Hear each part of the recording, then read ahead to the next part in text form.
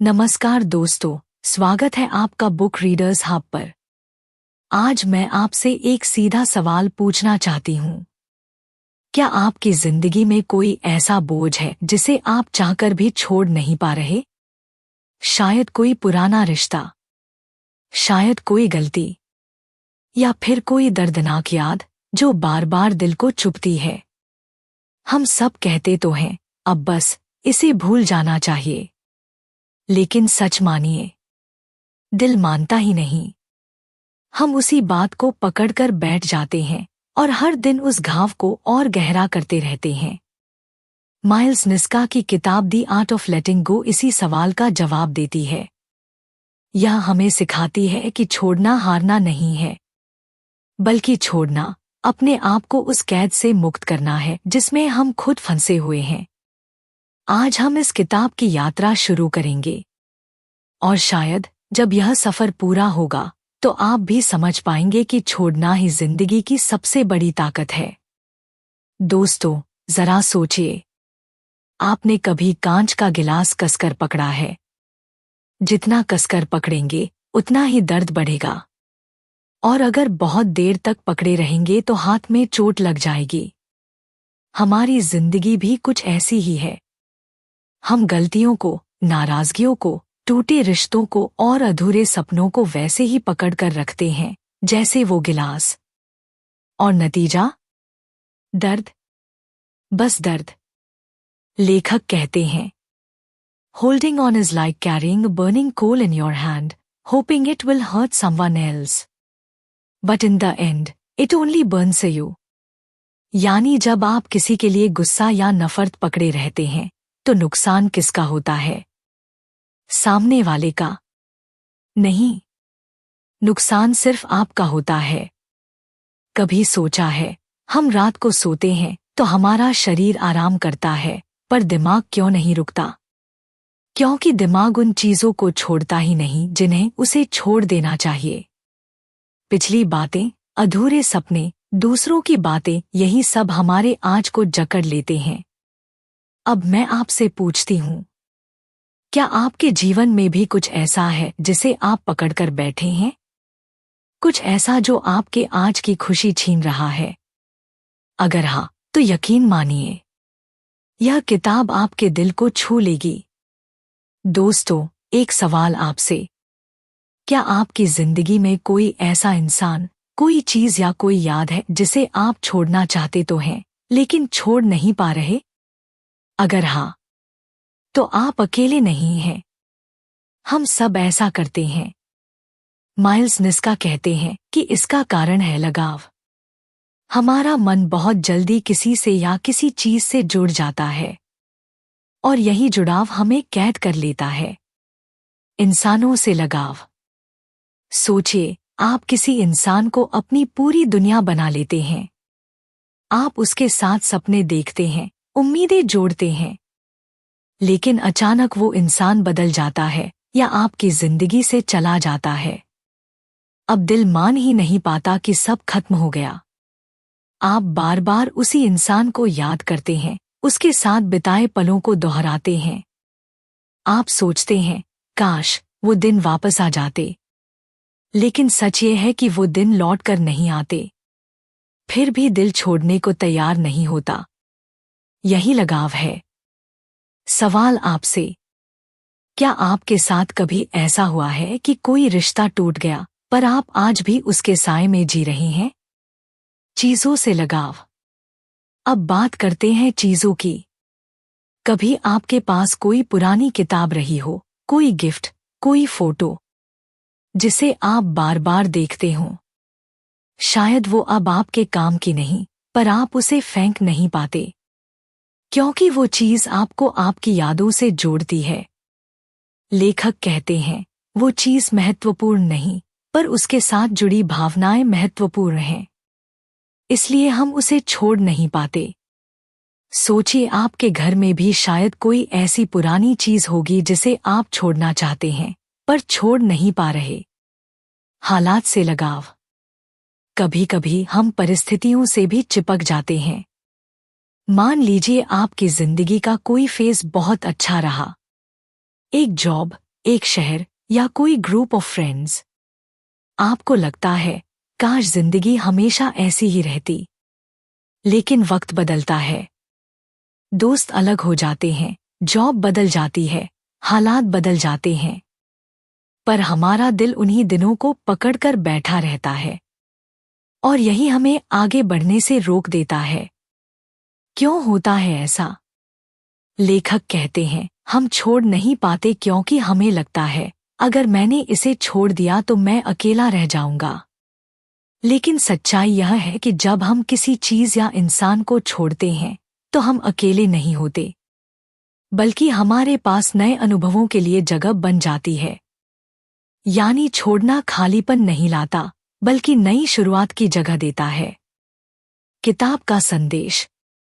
Miles निस्का लिखते हैं, attachment is natural but believing it will never change is the biggest illusion.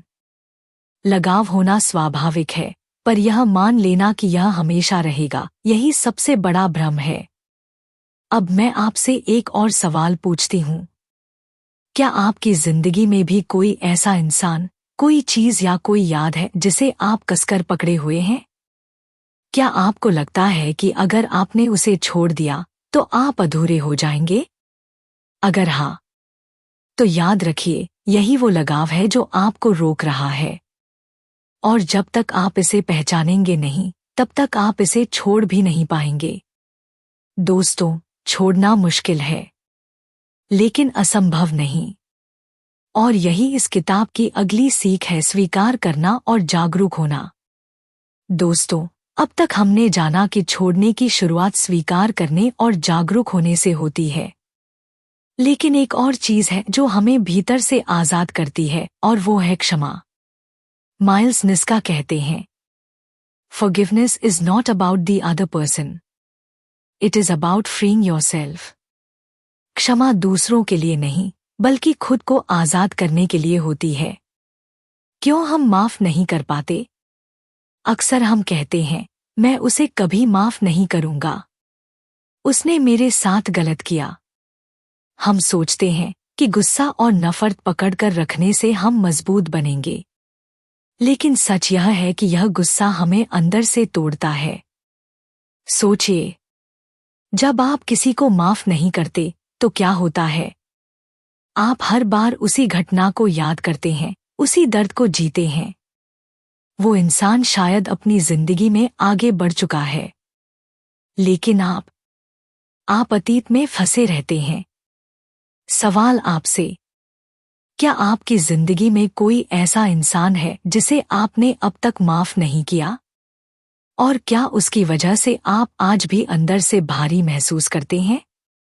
दूसरों को क्षमा करना। लेखक कहते हैं, दूसरों को माफ करना इसका मतलब नहीं कि आप भूल जाए या उनके गलत काम को सही मान लें। इसका मतलब है आप खुद को उस बोझ से मुक्त कर रहे हैं। क्योंकि जब तक आप माफ नहीं करते, तब तक आप अंदर ही अंदर कैदी बने रहते हैं। खुद को माफ करना कई बार सबसे मुश्किल काम होता है, खुद को माफ करना। हम अपनी पुरानी गलतियों को बार बार याद करते हैं। काश मैंने ऐसा न किया होता, काश मैंने वो मौका खोया न होता। लेकिन माइल्स कहते हैं, you are not your mistakes, you are the lesson you learn from them. आप अपनी गलतियां नहीं हैं, आप वो सीख हैं जो आपने उनसे ली है।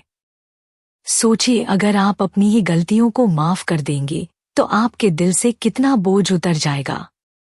क्षमा से मिलती है मुक्ति। क्षमा करने का मतलब है आप उस जहर को छोड़ रहे हैं जिसे आप अब तक पी रहे थे, और जैसे ही आप उसे छोड़ते हैं, आपके भीतर शांति उतरने लगती है। माइल्स लिखते हैं, Forgiveness is the bridge between pain and peace. क्षमा ही दर्द और शांति के बीच का पुल है। आगे का रास्ता। दोस्तों, जब हम क्षमा करना सीख लेते हैं, चाहे वो दूसरों को हो या खुद को, तब हम भीतर से हल्के हो जाते हैं।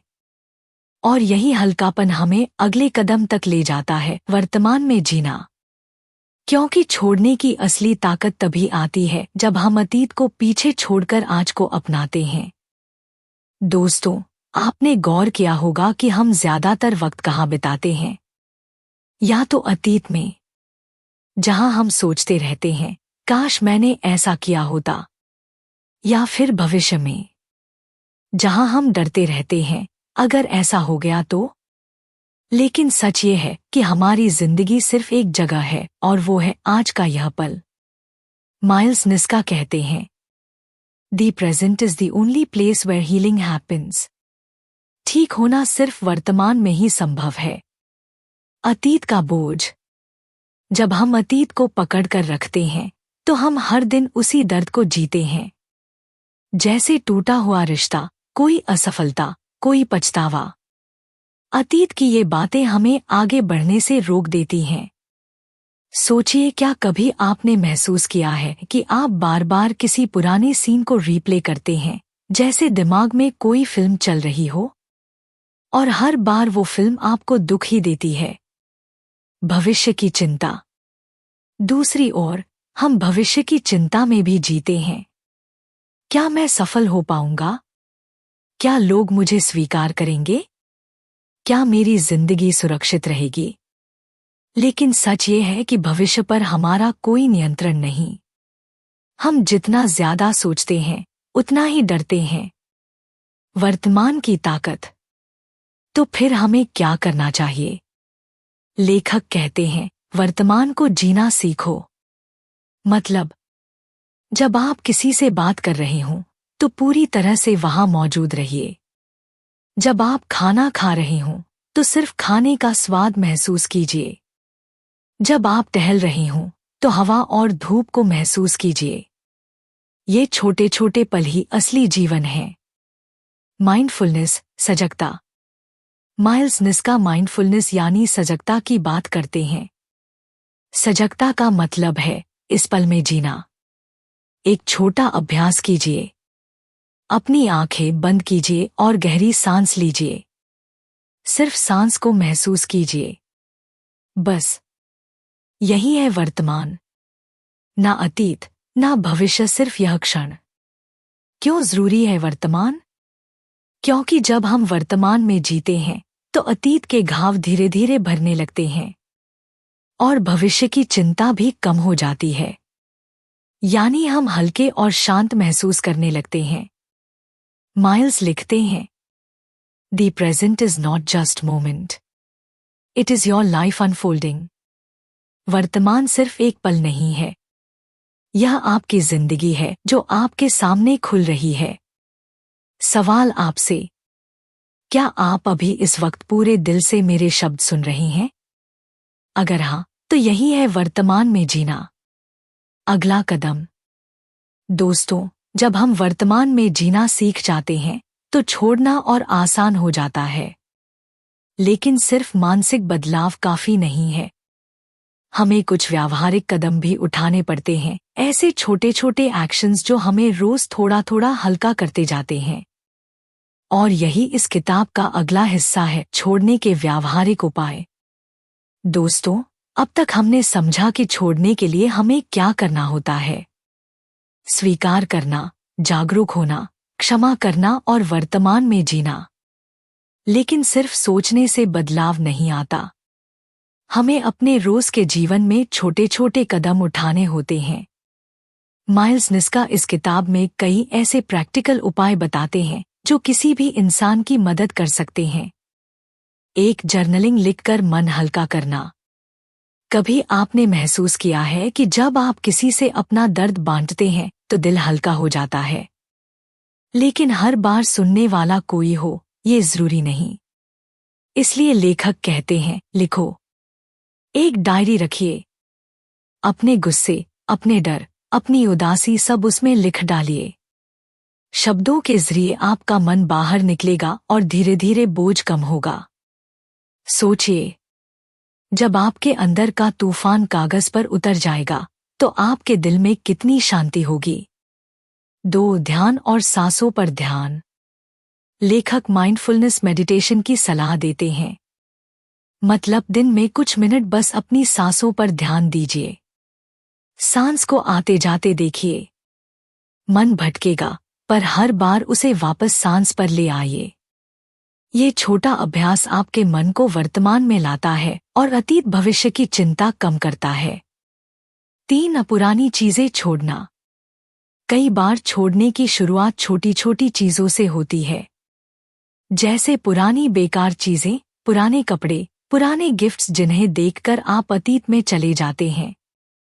लेखक कहते हैं, physical letting go often leads to emotional letting go. जब हम भौतिक चीजों को छोड़ते हैं तो भावनात्मक बोझ भी हल्का होता है। तो एक बार कोशिश कीजिए, अपने कमरे से वो सब निकाल दीजिए जो अब आपके काम का नहीं है। आप देखेंगे कि आपके अंदर भी हल्कापन महसूस होगा। 4. अफर्मेशंस। खुद को नए संदेश देना। हमारा दिमाग वही मानता है जो हम उसे बार बार कहते हैं। तो अगर हम बार बार यही कहें, मैं दुखी हूं, मैं टूटा हुआ हूं, तो दिमाग वही सच मान लेता है। लेकिन अगर आप रोज अपने आप से कहें, मैं अपने अतीत से आजाद हूं, मैं आज का जीवन जी रहा हूं, मैं छोड़ने की ताकत रखता हूं, तो धीरे धीरे दिमाग भी यही सच मानने लगेगा। 5. छोटे कदम, बड़ी मंजिल। लेखक कहते हैं, छोड़ना एक दिन का काम नहीं है, ये एक प्रक्रिया है। आज थोड़ा छोड़ो, कल थोड़ा और। धीरे धीरे आप देखेंगे कि वो बोझ जो सालों से आपको दबा रहा था, गायब होने लगा है। लेखक का संदेश। माइल्स लिखते हैं, letting go is not an event, it is a journey you take one step at time. छोड़ना कोई घटना नहीं, बल्कि एक यात्रा है जिसे आप छोटे छोटे कदमों से तय करते हैं। तो दोस्तों, अब सोचिए, क्या आप तैयार हैं इन छोटे छोटे कदमों से अपनी जिंदगी हल्की करने के लिए? अगर हाँ, तो याद रखिए, शुरुआत हमेशा अभी से होती है, कल से नहीं। अगला कदम।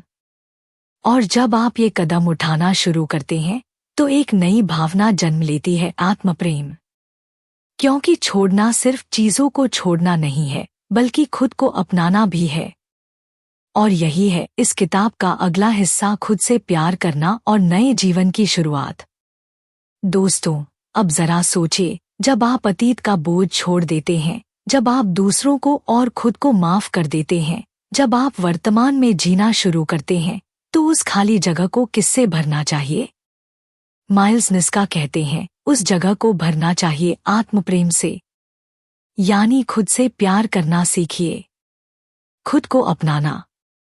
हम अक्सर दूसरों के लिए तो दयालु होते हैं, लेकिन अपने लिए हम सबसे कठोर आलोचक बन जाते हैं। मैं अच्छा नहीं हूं, मैं कभी सफल नहीं हो पाऊंगा, मैं लायक नहीं हूं। लेकिन लेखक कहते हैं, the way you talk to yourself shapes the way you live. आप अपने आप से जैसे बात करते हैं, वैसे ही जीने लगते हैं। सवाल आपसे, अगर आपका कोई दोस्त दुखी हो, तो क्या आप उसे ये बातें कहेंगे? नहीं ना। तो फिर अपने साथ इतना कठोर क्यों? छोटे छोटे अभ्यास। खुद से प्यार करना कोई बड़ी चीज नहीं है, ये रोज के छोटे छोटे कामों से शुरू होता है। सुबह उठकर आईने में देखिए और कहिए, मैं पर्याप्त हूँ। अपने मन और शरीर की देखभाल कीजिए। खुद को वो वक्त दीजिए जो आप दूसरों को देते हैं। अपने दिल की सुनिए, सिर्फ दुनिया की नहीं। माइल्स लिखते हैं, self love is not selfish, it is the foundation of all love. आत्मप्रेम स्वार्थ नहीं है, बल्कि हर तरह के प्रेम की नींव है, नए जीवन की शुरुआत। जब आप खुद से प्यार करना सीखते हैं, तो आप नई राहों पर चलने लगते हैं। अब अतीत आपको पीछे नहीं खींचता। अब आप डर और अपराध बोध में नहीं जीते। आप खुलकर जीने लगते हैं। सोचिए, कैसा लगेगा वो दिन जब आप कह पाएंगे, हाँ, मैंने सब छोड़ दिया है। अब मैं अपने लिए, अपनी खुशी के लिए जी रहा हूं। लेखक कहते हैं, letting go is not the end, it is the beginning of a life where you are free. छोड़ना अंत नहीं है, यह उस जीवन की शुरुआत है जहां आप सचमुच आजाद हैं। तो दोस्तों, अगर आप भी अपनी जिंदगी में नया अध्याय शुरू करना चाहते हैं, तो आज से ही ये सफर शुरू कीजिए। छोटे छोटे कदम उठाइए, स्वीकार कीजिए, माफ कीजिए, वर्तमान में जिए और सबसे जरूरी, खुद से प्यार कीजिए। दोस्तों, ये थी दी आर्ट ऑफ लेटिंग गो की खूबसूरत यात्रा। उम्मीद है कि ये बातें आपके दिल को छू गई होंगी और आपको अपनी जिंदगी में बदलाव करने की प्रेरणा देंगी। अगर आपको ये समरी पसंद आई हो तो हमारे चैनल बुक रीडर्स हब को जरूर सब्सक्राइब कीजिए, ताकि हम आपके लिए ऐसी ही और किताबों की गहराई लेकर आते रहें। याद रखिए, छोड़ना हारना नहीं है, छोड़ना जीत है। अपने भीतर की शांति के लिए, अपनी आज़ादी के लिए और अपने असली जीवन के लिए। धन्यवाद।